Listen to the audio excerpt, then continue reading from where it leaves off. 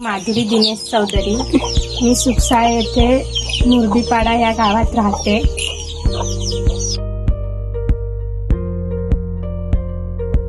मी गरोदर होते. माझे 2 मिसकॅरेज झाले. माझी तिसरी खेप आहे.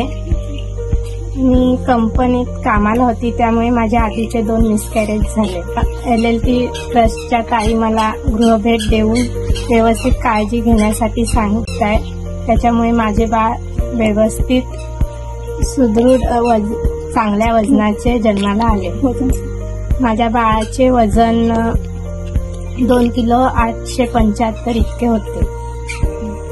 ताई, तुमची नाव नोंदणी केली का? हो, केली.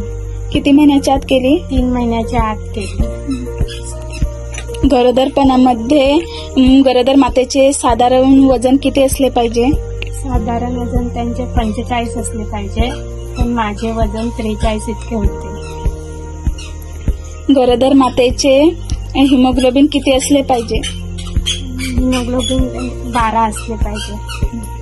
व माता व बाळ आरोग्य प्रकल्पाच्या ताई तुम्हाला कशा प्रकारे माहिती देत होते? फ्लिपचार्ट आणि व्हिडिओ याच्याने त्या माहिती देत होत्या. ताई, गरोदरपणामध्ये नोंदणी केल्यानंतर तुम्हाला गोळ्या देण्यात आल्या होत्या का? होय.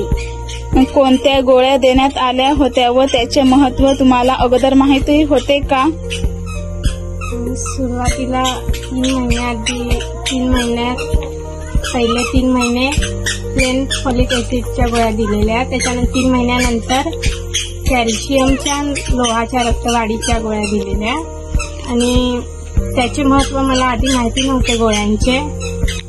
LLT ट्रस्टच्या ताई मला घरी भेटण्यास आल्या, तेवढ्यात त्यांनी मला त्या गोळ्यांचे महत्त्व सांगितले. ताई, तुम्ही गरोदरपणामध्ये आहार कशा प्रकारे घेत होते? मी गरोदरपणामध्ये चौरस आहार घेत होते.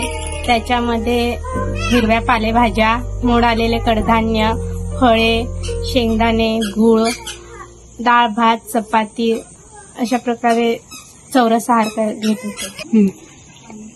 ताई, तुम्ही गरोदरपणामध्ये किती तपासण्या केल्या? मी गरोदरपणामध्ये 4 तपासण्या केल्या. प्रसूतीनंतर किती तासाच्या आत बाळाला स्तनपान केले पाहिजे? प्रसूतीनंतर बाळाला साधारण अर्ध्या तासाच्या आत स्तनपान केले पाहिजे. ताई, तुमची प्रसूती झाल्यानंतर तुमच्या बाळाचे वजन किती होते जन्मताच? जन्मताच माझ्या बाळाचे वजन 2 किलो 875 ग्रॅम.